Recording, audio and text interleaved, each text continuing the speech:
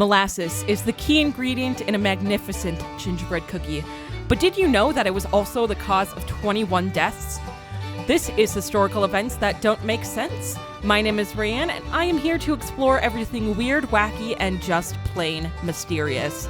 I am joined by my wonderful co-host, Riley. How's it going? It's going great. How are you? I'm pretty good.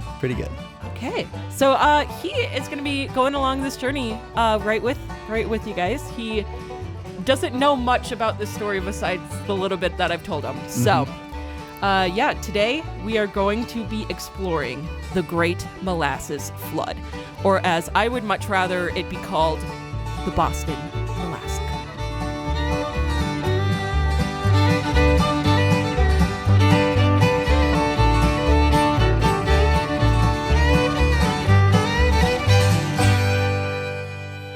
(1919) was a very important year for America. There was the end of World War I, the 19th Amendment was approved, Prohibition began, and the Green Bay Packers were founded.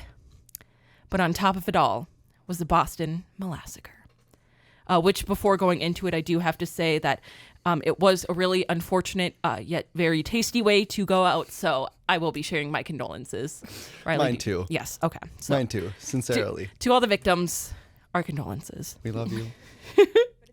So, Riley, I mentioned that you didn't really know much about the story besides the little bit I've told you. That is correct. How ready are you to hear about the Boston Molassacre? I'm slightly worried, but I'm so ready. Okay. Well, before we are going to put ourselves right in the event, we're going to look at just kind of the cause of this. So, I mentioned it was a great molasses flood. So, a huge industrial tank that was filled with molasses exploded.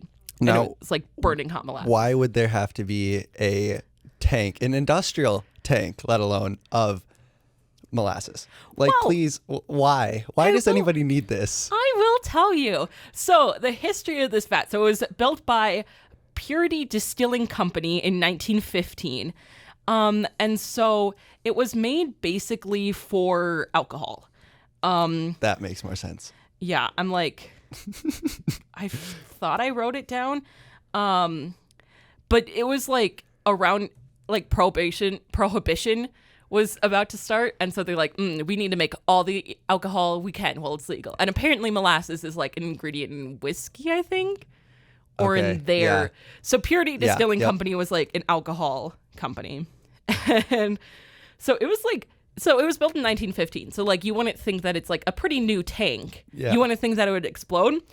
But it had a lot of faults and they were like really well known in the community. So not only, hold on a second. So they had these giant vats and they filled them with molasses. Yep. They knew they had problems. Yep. And they were fine with it. Do you want to know something funny? Yes, so obviously. This specific tank, it was prone to leakage. And so like children would just like go up to it and just like collect pails of molasses. Like, snack. And the people who owned it didn't think to do anything about it. They were very unaware. They were very aware of it. And so they painted over the leaks. Painted with what? Just regular paint? Because that won't get into the molasses. Well, no, that's fine. That's how you solve it. Paint.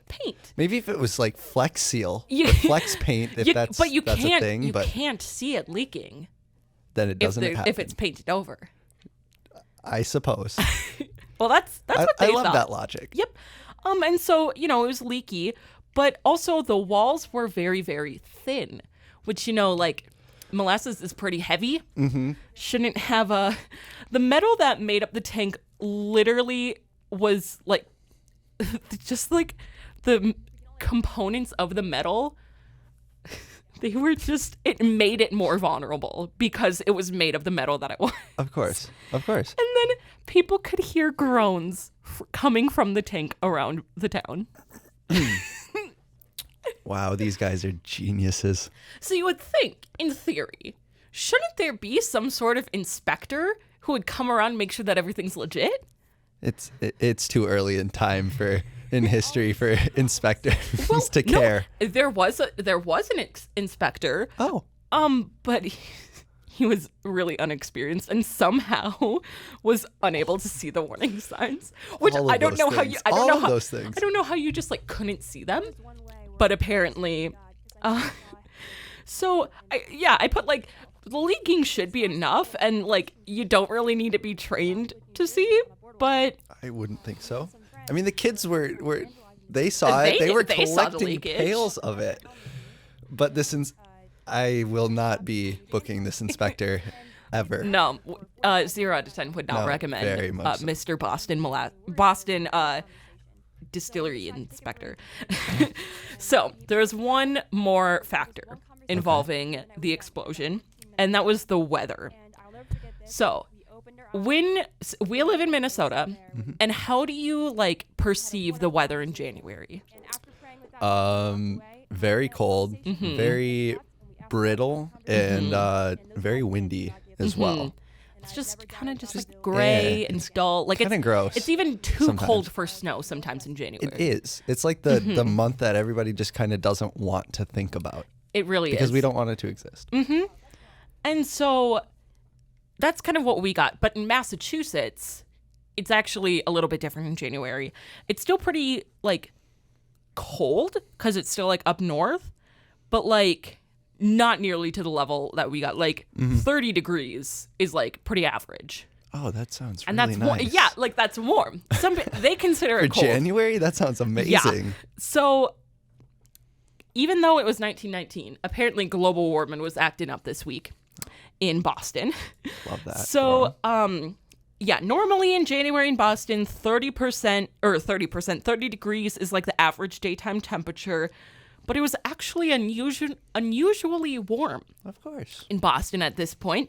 And so there was a rapid change in temperature that altered the viscosity of the molasses, which caused it to exert more pressure on the tank.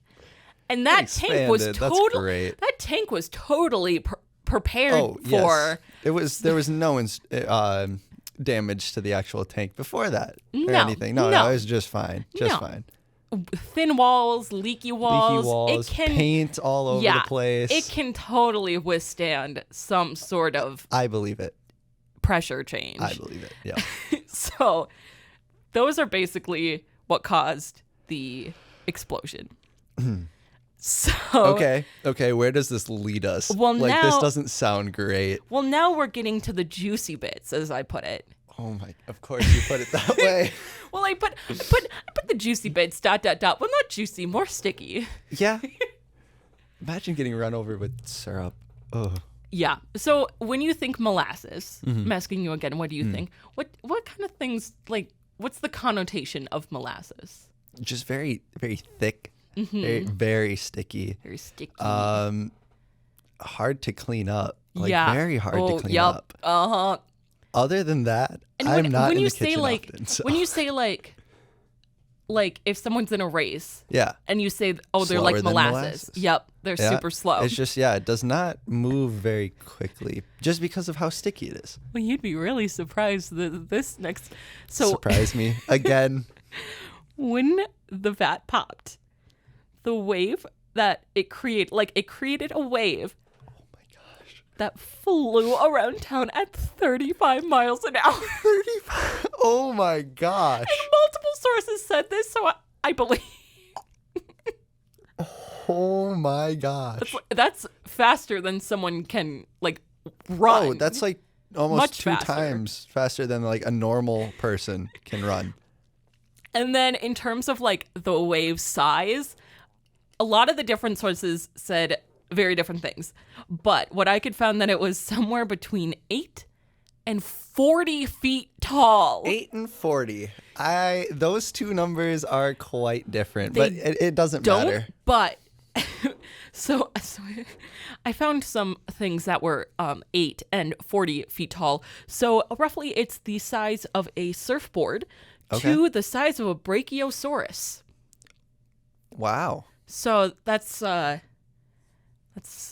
pretty vast. Yeah, that is.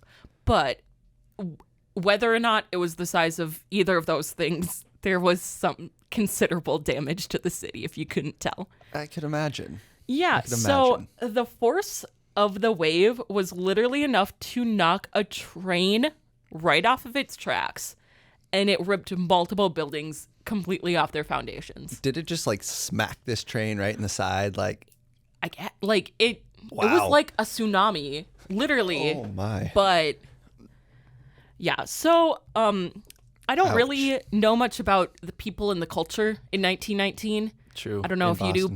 but Right. like, yeah, I don't know how well people could swim. I don't know if that was like a, but it didn't really matter because I don't think you could swim through that. Honestly. no, 3 feet of molasses. Yeah, that might be You can't really swim through you'd be that. in a sticky situation. I'm so sorry. No, because I can't groan because I made that exact joke earlier. Yeah, So I figured. yeah, so some of the like lasting flooding was up to 3 feet. So even if Lasting. Yeah. So it was just chilling there. yeah, so even if you like could swim, you probably couldn't swim through that. Oh no. Raeann, do you think you would have survived? Absolutely not. Okay. Absolutely not. Okay, I cool. would have just like stood and looked at it and be like, well, Well, bye. Jesus, I'm coming home. so as you mentioned, like molasses, like it would take a long time to clean up. So it took multiple months to clean up, and there was just like people have it explained that like even years afterwards that the streets were still like sticky and you could still smell like literally Oh my to gosh. this day. Well, yeah, I'm sure it made it into like every crevice that it could find. To this day, people in Boston swear that on a super hot day you can still smell molasses in the air. I need to test this And theory. it's I need been to test this. over 100 years later, Oh and my apparently gosh. people can still smell molasses. So I think we need to would be take a field impressive. trip. I do too. To Boston in like July. Yeah, some field research. Yes.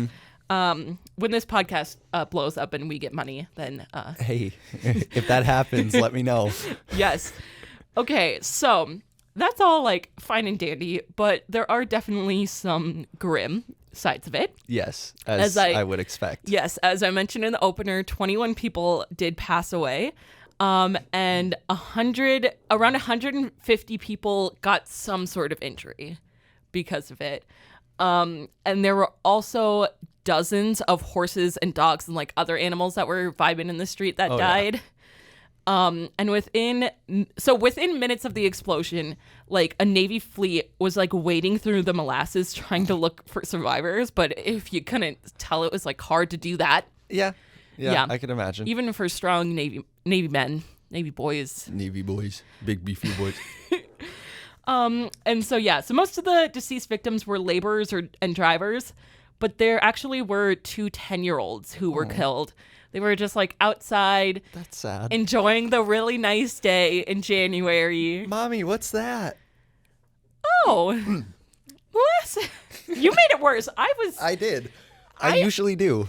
Do I not? Oh, you 100% Oh, yeah. do. I was like serious and like, yeah, it's grim, but Riley were and Raeann, serious? No. never. No. We're talking about molasses running through the streets at 35 miles per hour. How do you be serious about that? That's really true. I think it helps that it was like over 100 years ago, Yeah. so most of the people who even experienced it are Oh, they're- deceased. yeah. So I don't feel as I bad don't think making a lot any of of jokes them about it. would be alive. Yeah. I was going to say, well, my great grandma lived for like almost 100 years, but she was born in 1919. Yeah, and it's been 107 years? 1919? You Bestie, it's said- no, 2022. you said 1915, didn't That's you? when it was built. Oh, This actually my happened bad. in 1919. okay, so That was 102. But who? 103. Math is not. I'm a film major Bestie's for a reason. Film major. I'm a film major for a reason. I don't math. Clearly. Thanks. Yeah, so it's gonna get only a slight bit darker. Are you sure? Yes. This Okay. is like the okay, last. I'll try to stay serious. Yeah. I'll try to stay serious. So- no promises. So they didn't really know how many people died until a lot later because some victims went uncovered for months because they were just buried and suffocated in the molasses. And then some were unrecognizable and like weren't identified at all because they were just caked in layers of molasses for months on end. So now, would the molasses act as a preserver, or would it just start to decay these bodies faster? That's a really good I don't know. question. I don't know what sugar Does to human flesh. Well, would it even have sugar? Oh yeah. Yeah. I feel like I don't know how they make molasses has so much sugar in it. But is that while it's being like made, or do they put that in afterwards? Because like maple syrup doesn't have sugar until they like make it into maple syrup. That's true. That's true. And they get it straight from the tree. He's looking up, doing research.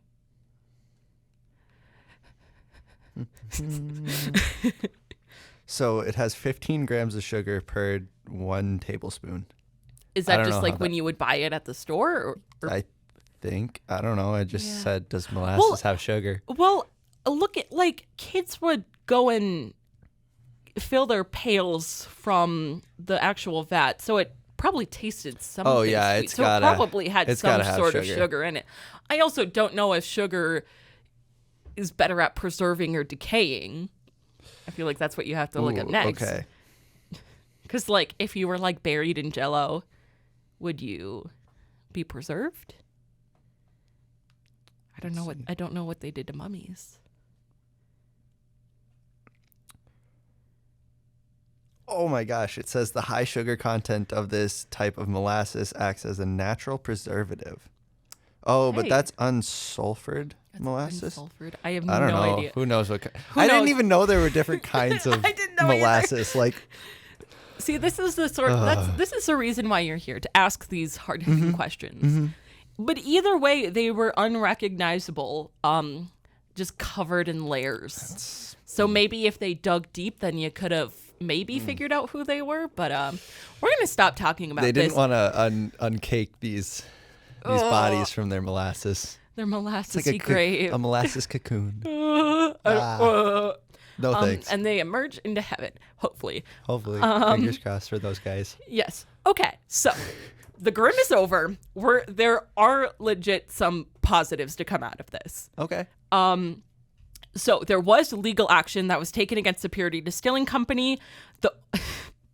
Okay, this is really funny. This is really funny. So the owners originally claimed that the reason why the tank exploded was because it was an anarchist plot to bomb the tank.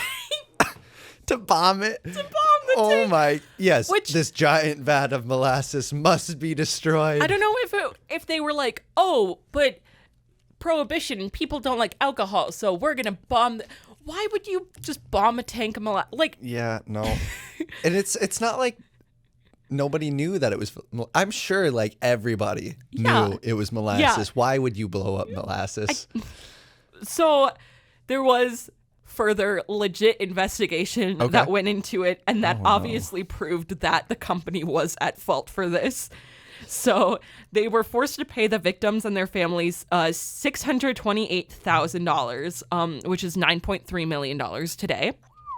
Wow. And there were also further regulations put into place. So it required engineers to sign and seal plans, inspectors needed to examine projects, and that architects needed to show all their work, basically. So they just had to hand in more drawings. Yeah, I guess. Nice. So clearly, we haven't heard of anything similar. No. So those regulations must have worked. I'm thinking so. So I did also try looking it up to see if they still like keep molasses in this way in huge vats. Mm-hmm. But I couldn't find anything about it. So I'm guessing no. Don't try looking it up because I spent like a half an hour trying to find this. It's just going to be a waste of time. Mm-hmm. It probably will be.